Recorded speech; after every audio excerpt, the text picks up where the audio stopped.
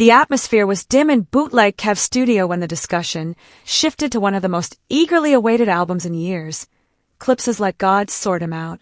After a 2-decade hiatus, Pusha T and Malice had come together again, and the hip-hop community was eager for every detail. Then, controversy arose over Kendrick Lamar's guest verse on Chains and Whips.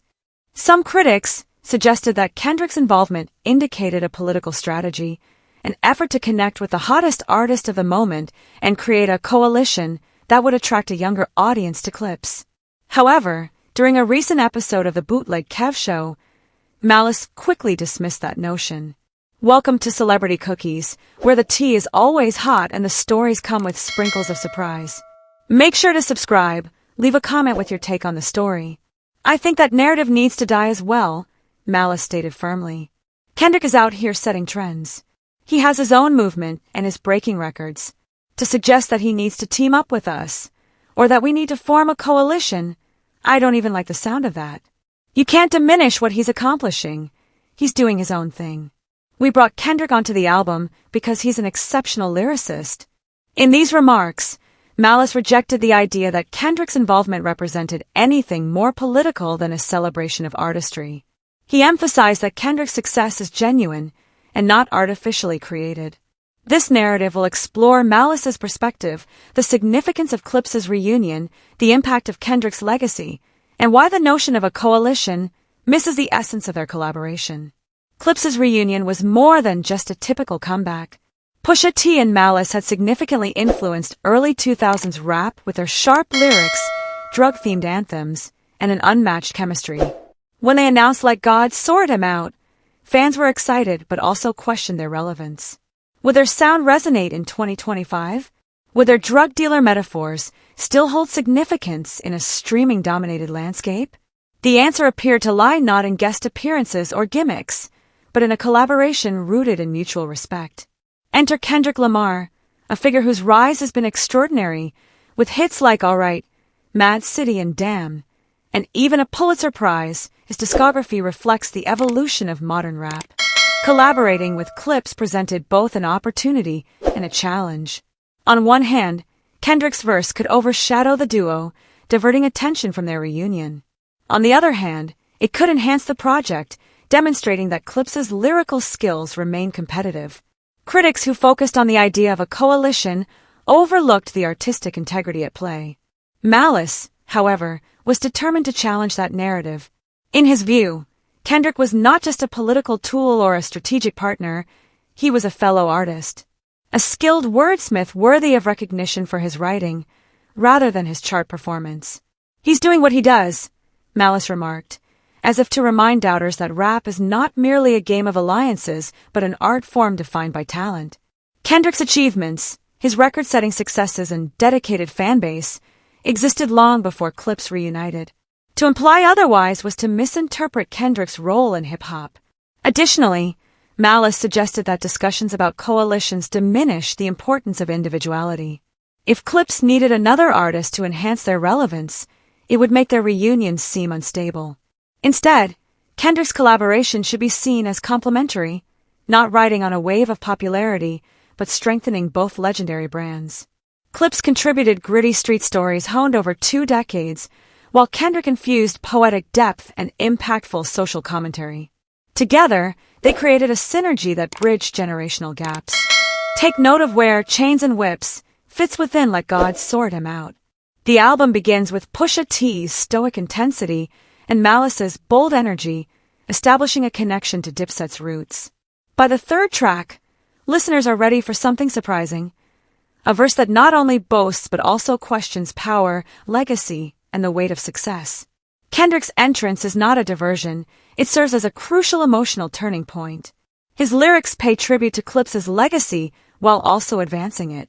Malice's dismissal of the coalition narrative highlights a larger conflict in hip-hop, the difference between feature culture and intentional collaboration. Many contemporary albums fill their track lists with high-profile features just to boost streaming numbers. Malice made it clear that this was not Clipse's method. They welcomed Kendrick because he matched their chemistry, not due to algorithmic trends. "You can't play me like that," Malice stated, emphasizing his refusal to be part of a formulaic process. Clipse's reunion was genuine, and Kendrick was a natural fit within that authenticity. On the Bootleg Kev show, Malice's insights carry the weight of years spent in the rap industry. He has witnessed trends rise and fall, crunk, snap, mumble, trap. He has seen producers prioritize young audiences at the cost of substance. So when he labels Kendrick a top-tier lyricist, it comes from a place of experience. Malice understands that true rap greatness lies in the ability to craft intricate flows, distinctive rhythms, and powerful imagery into something enduring. That is precisely what Kendrick achieves, and Clipse recognized it. Following Malice's initial comments, the discussion on the show shifted to the broader significance of Kendrick's groundbreaking career. Malice emphasized that Kendrick has consistently transcended mere entertainment or bravado. From the symbolic peaks of Good Kid, Mad City to the spiritual explorations in Damn. Kendrick approaches album making as a thematic experience rather than just a collection of hit songs. This dedication to the album as an art form resonated with Clipse, whose own discography requires attentive listening to fully appreciate every metaphor and storyline. Additionally, Malice argued that Kendrick's record-breaking achievements, his Grammy wins, appearances on Time magazine covers, and sold-out stadium tours did not compromise his lyrical authenticity. Instead, they demonstrated that rap can achieve both commercial success and artistic depth. For someone like Malice, who has seen artists sacrifice their artistry for chart performance, Kendrick's ability to thrive in both areas provided a renewed sense of hope for the future of hip-hop. In this context, the idea of a coalition seemed overly simplistic. If Kendrick already had his own movement, what need did he have for Clipse to elevate him? And if Clipse only sought Kendrick for publicity, what did that imply about their own strength? Malice rejected this notion, viewing the collaboration as a partnership of equals. Two generations of artists who value the power of language and the responsibility that comes with a microphone. By midnight, clips of Malice's remarks had gone viral on Twitter and Instagram, with fans lauding his clarity and commitment to art over commercialism. Hip-hop journalists penned essays suggesting that Clipse's approach to collaborations could serve as a model for other established artists. Throughout, Malice's message remained clear: the focus should be on the craft, context, and chemistry, not on marketing. Ultimately, Chains and Whips is one of the standout tracks on Let God Sort Em Out precisely because Kendrick's involvement is purely artistic. There is no hint of coalition or political strategy. It's simply the collaboration of two lyricists at the peak of their abilities. Malice's tribute on the Bootleg Kev show made this unmistakably clear. You got Kendrick on the album because he's a top-tier lyricist. In a time of fleeting trends and streaming-first approaches, Clipse's partnership with Kendrick Lamar feels refreshingly deliberate. It serves as a reminder that rap thrives when artists come together out of mutual respect and a shared dedication to advancing the craft. Malice's dismissal of the coalition narrative does not entirely reject alliances. Rather, it emphasizes that for alliances to be meaningful, they must be founded on genuine respect and artistic synergy. As Let God Sort Em Out rises in popularity and discussions about chains and whips persist, Malice's statements on the Bootleg Kev show will stand as a powerful message.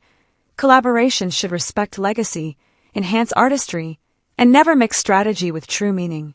When two generations of top lyricists unite, it creates a sense of communion rather than just a partnership. This is ultimately why hip-hop will endure forever. I'd love to hear your thoughts on this situation, so please share your opinions in the comments. Also, don't forget to like, subscribe, and turn on notifications to stay updated on the story.